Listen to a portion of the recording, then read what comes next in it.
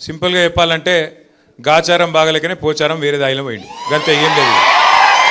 గాచారం బాగలేదు ఆయన.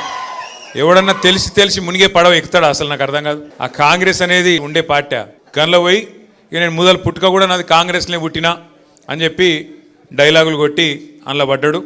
పడి ఇవాళ గిలగిలా కొట్టుకునే పరిస్థితి. నేను చెప్తున్నా కేసీఆర్ ఇచ్చిందని అన్నం పెట్టిన మనసున కొంతమంది దౌర్భాగ్యాలు చేసినటువంటి బాధల వల్ల నేను కొంత నిర్ణయం తీసుకుని మారాల్సి వచ్చింది. ఆ కండువ కూడా జాతీయ కండువ ఒప్పుకున్నా. నయమైంది.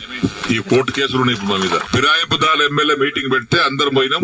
మీటింగ్ అయినాక విడివిడిగా మాట్లాడి పోయినాం. పొంగులేటి శ్రీనివాస్ రెడ్డి కూర్చున్నాడు, బట్టివి కూర్చున్నాడు. ఆయన పొలిటికల్ ఆ ఛాంబర్ లో నేను పోయి ఆ కాంట్రాక్ట్ పని చేయమంటే పేమెంట్ ఇవ్వమని అంటున్నాడు. దావకార బాన్సుడు బంద్ అయింది. లేదా బట్టి గారు చిన్న దగ్గరికి ఇలా లిస్ట్ మొత్తం తీసుకోండి, ఆ లిస్టు తీసుకొని 2 సార్లు ఇచ్చేయండి, ఒకసారి కాదు కానీ. ఇక పొంగులేటి గారు ఆ లిస్ట్ తీసుకోండి 2 సార్లు మీరు ఇచ్చేయండి. తెల్లారి ఫోన్ చేస్తే బట్టి లేవట్టాడు, పొంగులేటి లేవట్టాడు. ఎవరు చెప్పుకోను నేను. ఇక వేం నరేందర్ రెడ్డి గారు బయట పిలిచాడు. వేమన్నా చిన్న బాధపడుతున్నాడు, అది ఇంకా పేమెంట్ కాలేదట, నువ్వన్నా మార్చిలో కూడా 3 విడతలు ఇప్పి. సరే ఆయన తీసుకుని ఆయన వెళ్ళిపోయాడు. తెల్లారి వేం నరేందర్ ఫోన్ చేస్తే ఆయన లేపడు. 50 సార్లు చేసిన ఒకసారి కాదు, 50 సార్లు లేపడు. ఎవరు చెప్పుకోను నేను.